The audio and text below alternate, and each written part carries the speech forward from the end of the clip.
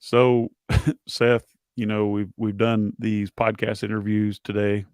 Four of them already, and the thing that really stands out to me is a lot of people are like, "Why don't you guys just go back to the old school? Talk about your business in general, what your aspirations are, what you've done right, what you've done wrong." So, thank you for joining me. I just wanted to have this natural, organic conversation without the Well, overlays, without the logos.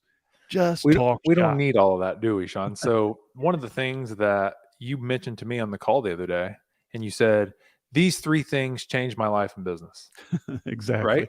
So, so Those are that's the kind of like conversations the that we need to topic I have. had written down, saying like I want to talk about this today. So But the thing is, like you pointed out, you said when we're doing this live stream, I'm on camera. I feel like I'm on stage and I'm kind of performing. And I think it's true because you feel like you need to entertain the audience at the same time educate. But in reality, there's so much collective experience that whenever you and I are just riffing off of the camera, just naturally, there are a lot of these golden nuggets that are being shared. Like, when I told you the other day, and it wasn't really a conversation I had with you, Seth, as you know, it was a conversation that I was paraphrasing to you that I had with someone else. And yeah, and this young man, he's just like right down the street here. He has this huge building. It was a furniture store that he purchased, and him and his father are partners on it. And they have like all of this. Just imagine a Bass Pro Shop in a small town. Like a version of a Bass Pro Shop that you and I would just go down on Main Street and open. And I'm looking around, it's like 8,000 SKUs in his building, and he's struggling. I'm like, you guys are in Rushville, Indiana. I mean, where are you getting hmm your traffic from? He's like, well, that's our problem.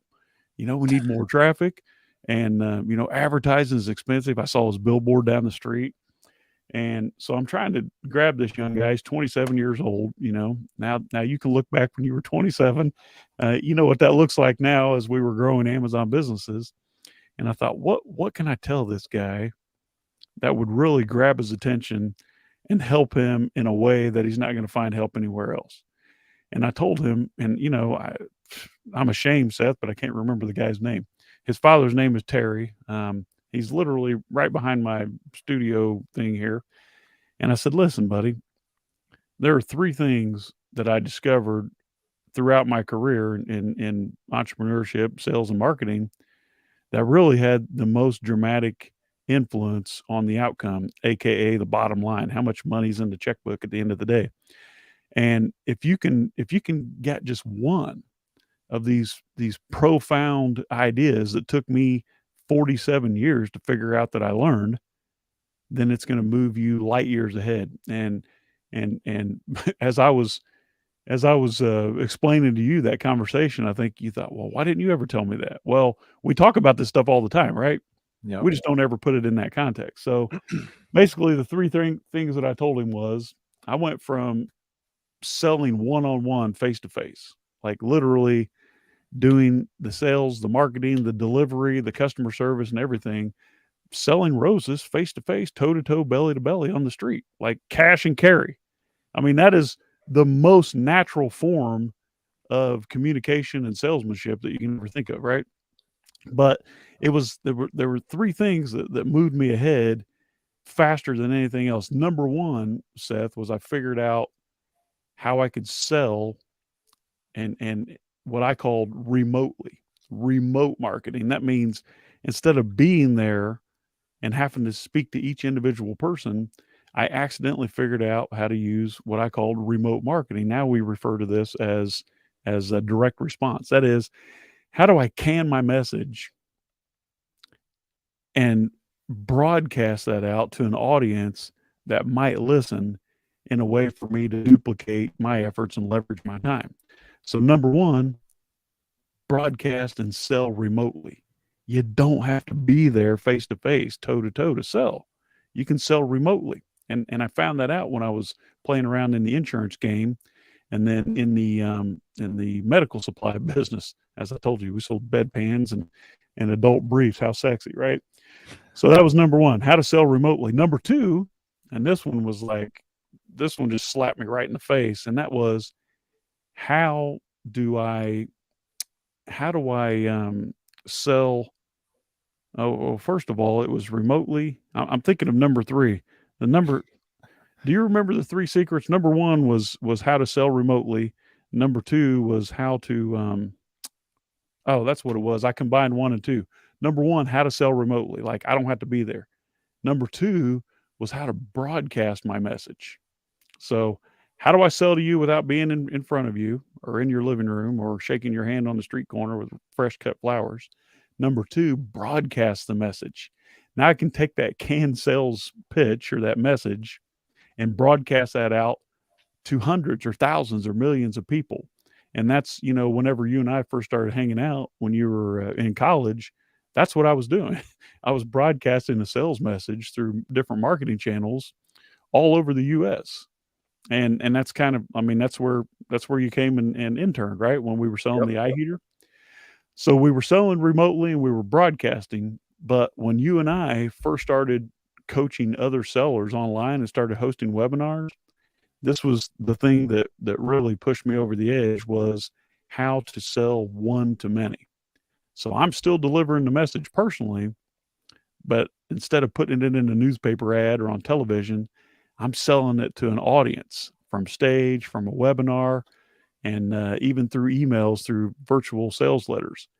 But I think if I had to boil it all down to those, that's actually just two, right? Remotely and Yep. broadcasting, and then The last one is one. recurring revenue. Oh, you took it away from me. There goes my stupid camera. Let me switch. So yeah, the most important thing, and really, Seth, I believe it has to be in this order.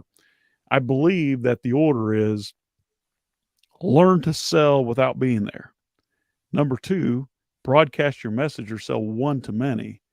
But beyond all of that, it's those three magical letters, MRR, or monthly recurring revenue. Now, every single thing that we do, right, is monthly recurring revenue. Now, look back, Seth, when we first started working together, would you actually be interested at this point in anything that doesn't involve some sort of monthly recurring revenue? I mean, honestly.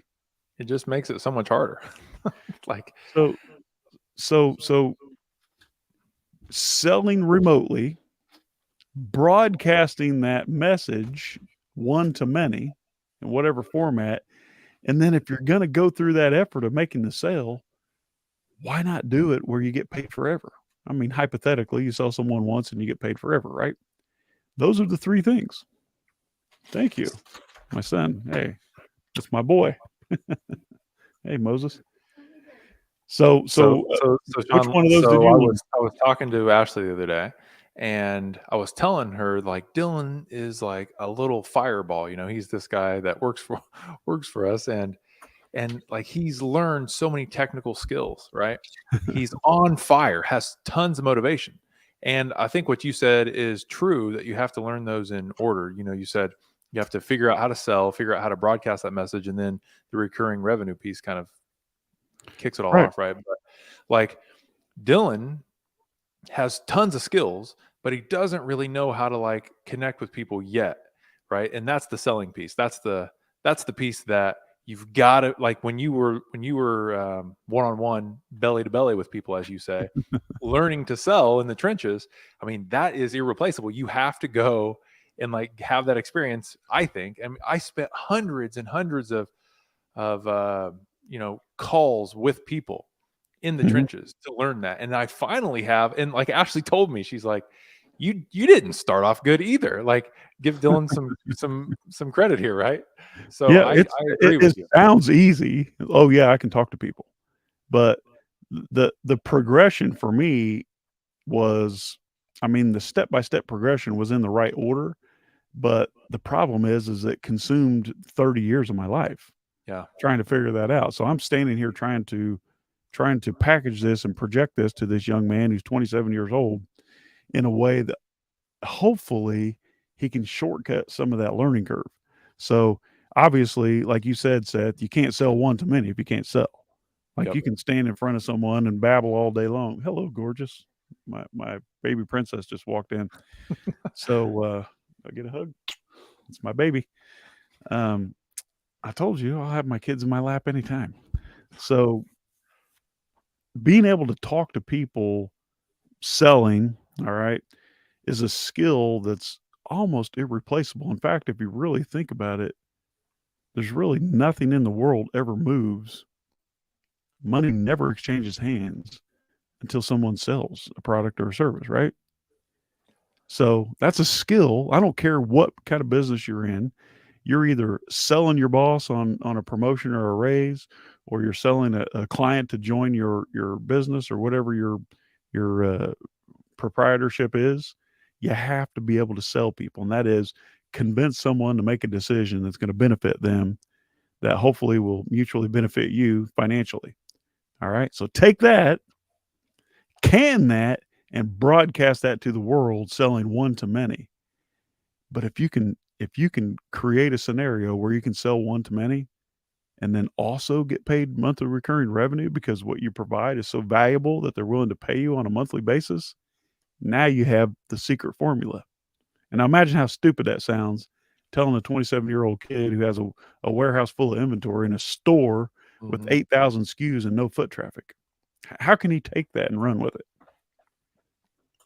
Well, it's almost like now, Shawn, like you taught me a huge lesson early on was find an opportunity that's easy, right? You didn't say like I remember the very first meeting that you and I had when I was really wanting to kind of go down this path of creating my own business. We're sitting there in Starbucks, and I'm like, "What's the secret?"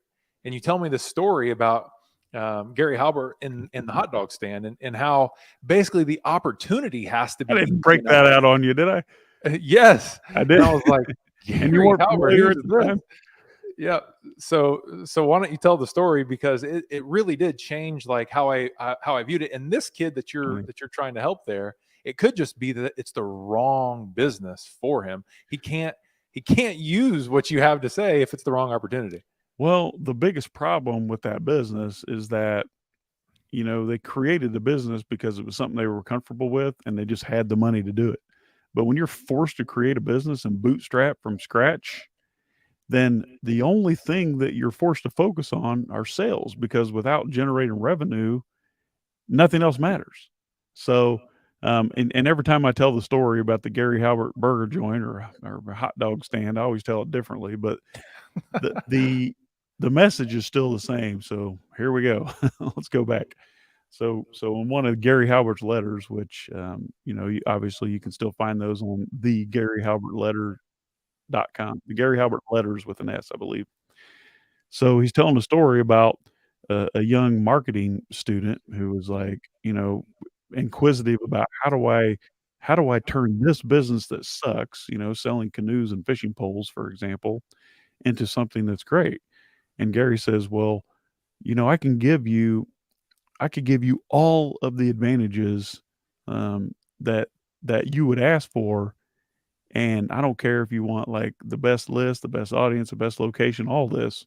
There's one advantage that you're missing. He said, "Let me tell you a story about two hot dog stands or burger stands or whatever." And he basically said, if you and I both open a hot dog stand, for example, a short order restaurant, I could give you all the advantages. You can have the highest grade ingredients. You can have the best menu, the best location, the best building, good looking servers, everything. But if you can give me one single advantage, I'll beat you hands down every time. And of course, the story goes on to say, well, Gary, what is that one advantage? And then Gary laughs out loud and says, just give me a starving crowd. And the message is simplistic enough, but the meaning behind it is so profound. And I think that's what you picked up on when you said, why try to struggle pushing a boulder uphill Yep. when you can just tap into a stream of revenue that already exists? And you were actually saying, well, I mean, I remember, let's just be real here. We go back and you say, you have a job, right? You're earning a decent salary fresh out of college, getting ready to marry your high school sweetheart and buy your first home, and you just couldn't seem to pull the plug on that job because it was security. No matter what happens with the business we were running, you knew for sure that you were going to get a paycheck every week, and that kept the wolves away from the door. Now, see, I couldn't relate to that because I never had a job. I never had a paycheck. So I didn't know where you were coming from. Yep.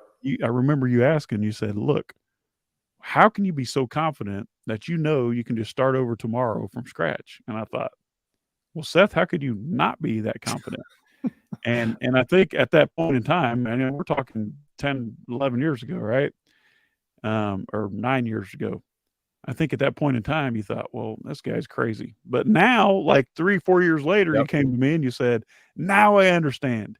Yep. Now I understand how you can just create value in the world, deliver something valuable, and get paid for it just anytime you want to. Now I understand where you get the confidence. So Well, unpack it's that. like, Shawn, so like now, what you had then that I didn't was that you understood that you should always be shifting to where it's easiest because that's where the biggest profits are, right?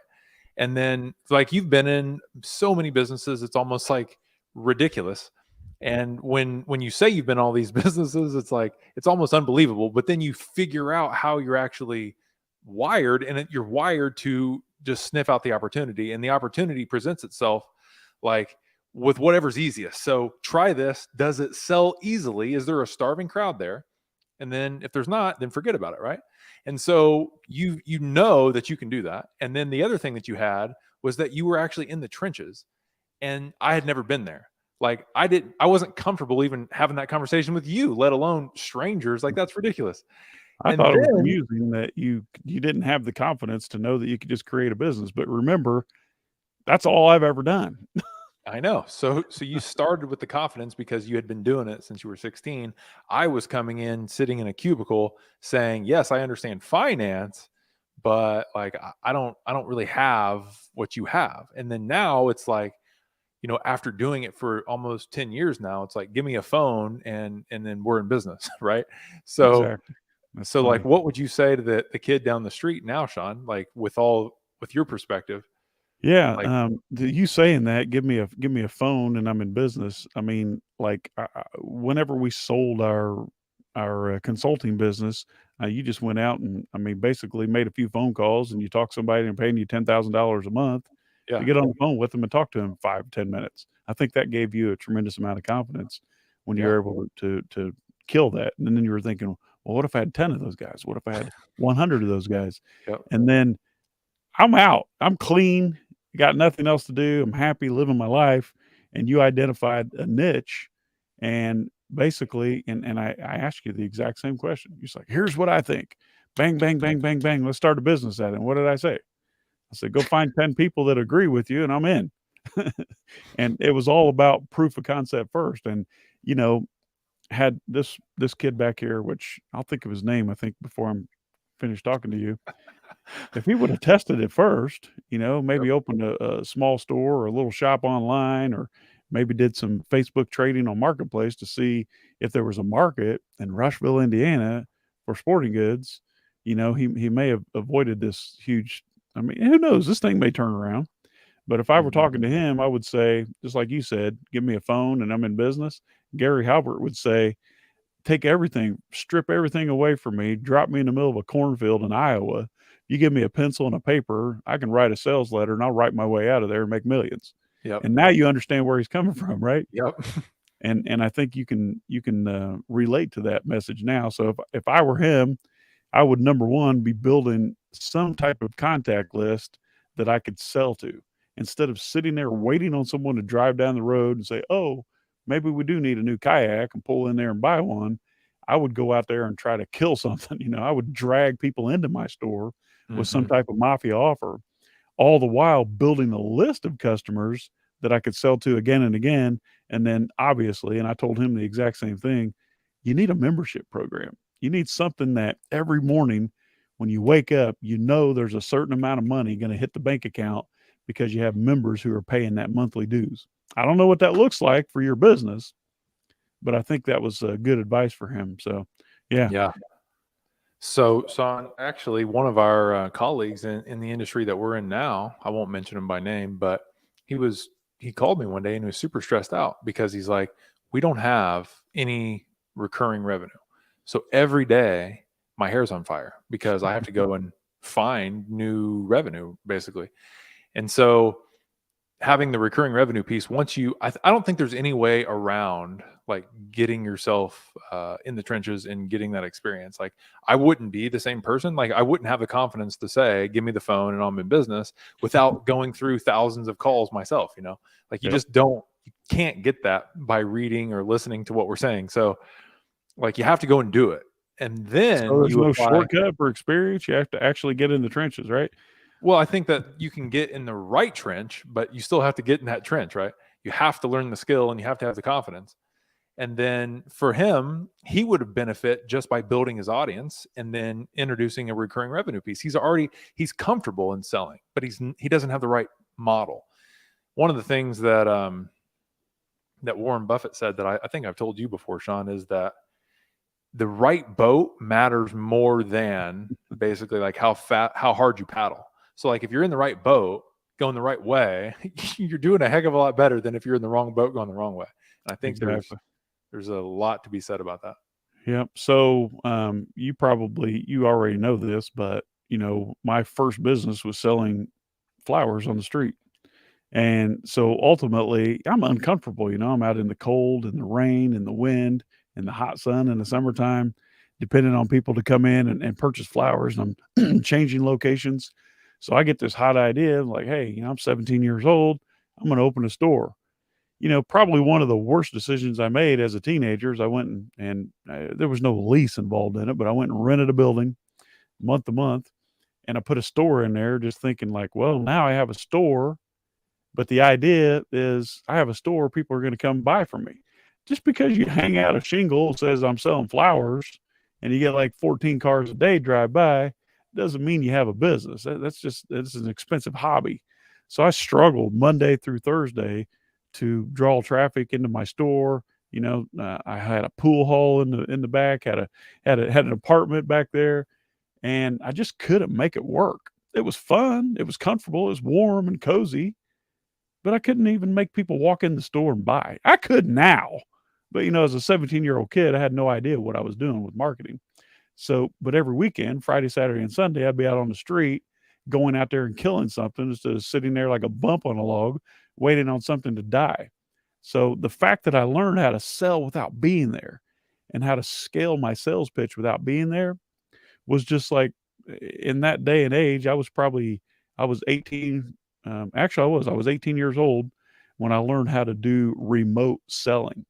And that is, marketing outside of my general area, getting people to call me. The product was health insurance. I was an insurance agent, and we call it direct response now. That is, throwing out an offer and having people respond to it. But I call it remote selling. I was able to duplicate my efforts multiple times over and not have to actually be there. I was selling health insurance over the phone, Seth. That didn't happen in 1991. It was not a thing. It just wasn't. Or 1993 rather. That was way before Progressive and Geico and those guys took over. You had to actually witness signatures and shake hands and kiss babies. So that was a valuable lesson, but I didn't know it.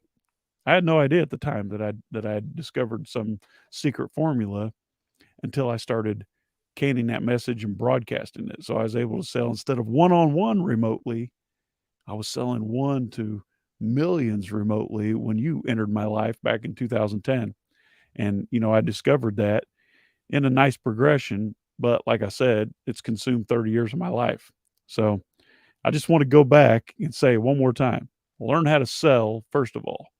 And if you want to make a profound impact, learn how to sell remotely. Then go to selling one to many, and the ultimate holy grail of them all, maybe there's something better yet to be discovered, but monthly recurring revenue. That's the ticket.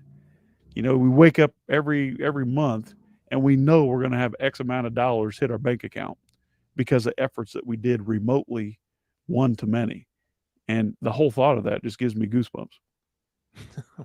Well, Shawn, if you think about the internet and how it supercharges exactly what you said, and you think about your dad doing one-to-one sales versus the internet amplifying your efforts, I mean, it's crazy different. So you can take that one sales message, and it's just all human psychology, right? Selling is just psychology, and the fundamentals are just baked into us all, right? So when you have that confidence, you can sell almost anything, whether you're selling a product or you're selling insurance. I would have to agree with you.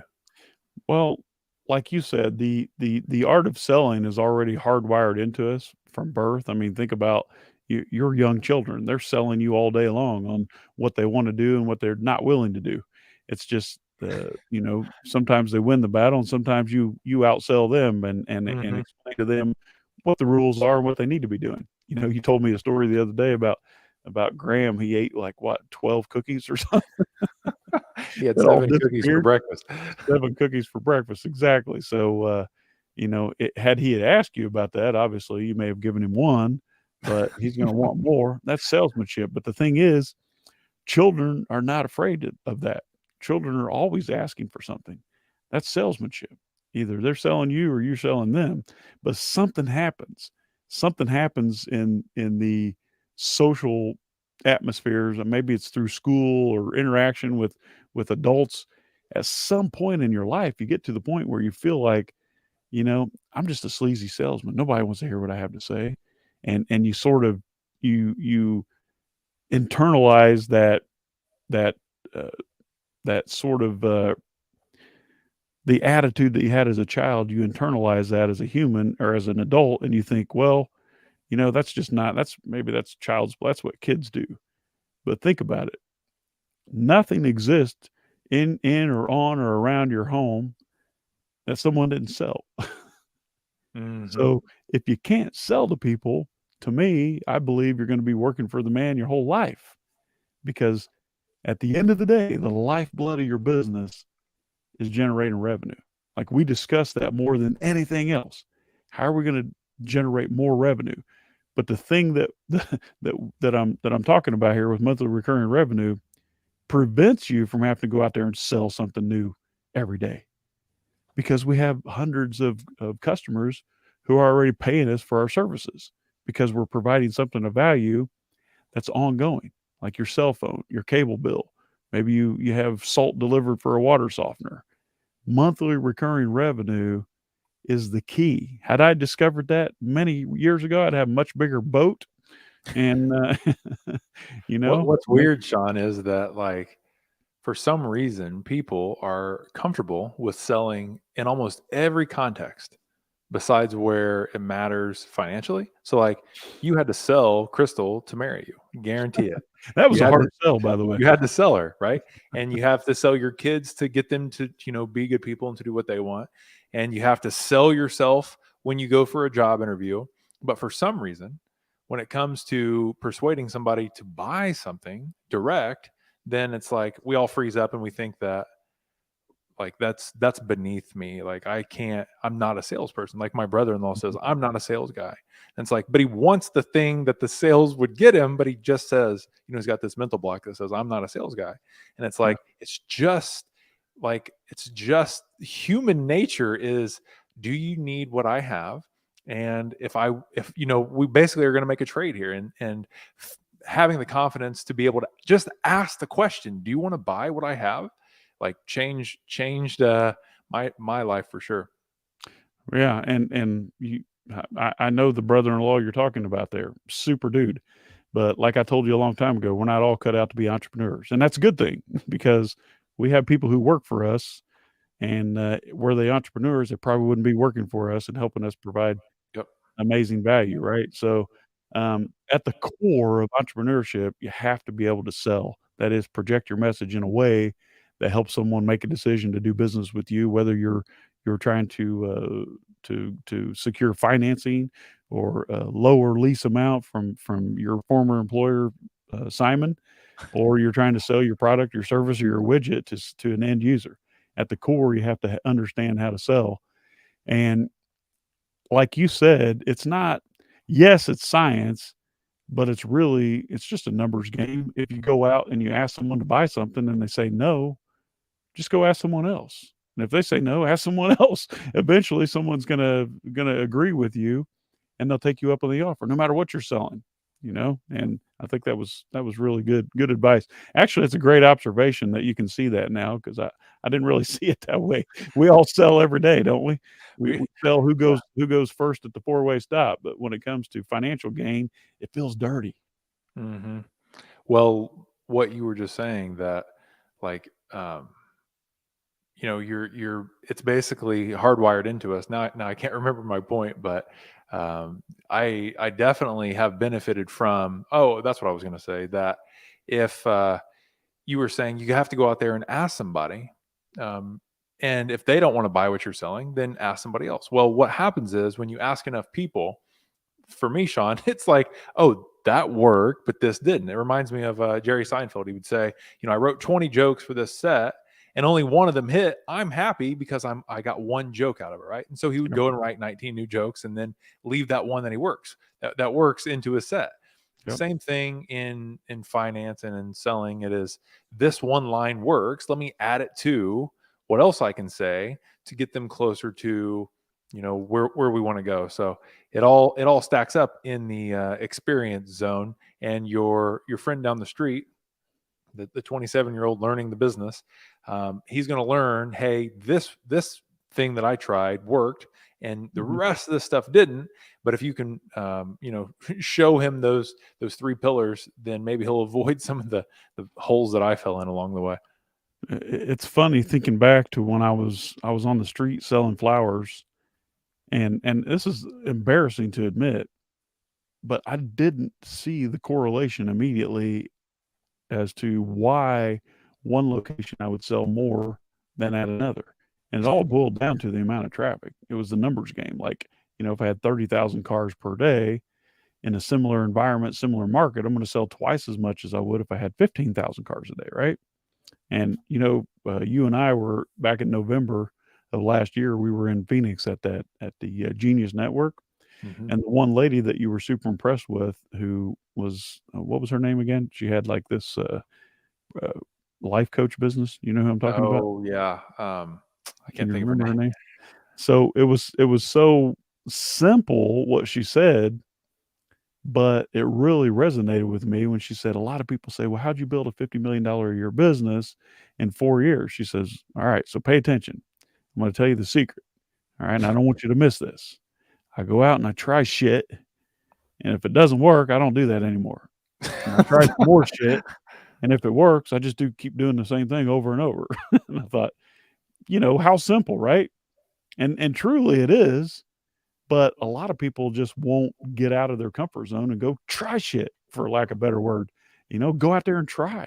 The best thing in the world is get your nose bloodied and it not work. So you can get that out of your system and move on. I just love the way she boiled it down to go try something. That's what I do. If it doesn't work, I don't do that anymore. So I try something else. And if that works, I just continue to do that same thing, all while I'm trying new stuff at the same time. And, my dad, was hardcore old school toe to toe salesman. And he would always say, and I can hear it echo in my mind right now. He'd go, the hardest door for a salesman to open is his own door to get his ass out of the house and go to work. And that's so true, Oh right? man, that's funny. So there's this saying that's like, success is going from failure to failure with no loss of enthusiasm. And it's like, it's like, I Yep. tried this, it didn't work, tried this, didn't work, but you don't lose enthusiasm, right? You just keep going. And I think the enthusiasm comes from knowing or being around somebody who has done it before. So that's kind of what you gave me. It's like, hey, I've been there, I've seen it. You kind of instilled the confidence that your first action might fail, but if you keep trying, one's going to hit, and when one hits, it's plenty big enough to make up for all that extra effort. That's so much, it brings back a lot of memories, when we were growing in 2014 and you were still in your cubicle at Simon getting your salary because, that was your umbilical cord. And they were keeping you on board. And I said, hey, this product's selling. We need to buy inventory. And I think we bought like how many containers of that product? Like was it like $900,000 or something? Well, Yeah. I said, this is working. We need to throw fuel on the fire. And you're like, wait a second. Our entire business is worth like 100 grand. You want to go spend $1 million on inventory? But looking back, what did that do? Not only did it put a fire under you to go to work, but it also created a windfall of cash that we used to facilitate all the new product launches. So Yeah. But I didn't think about it that way. I looked at it and said, duh, the product's selling. We don't have enough in stock. Let's go order way more than we think we need. And you were really pushing back on that, weren't you?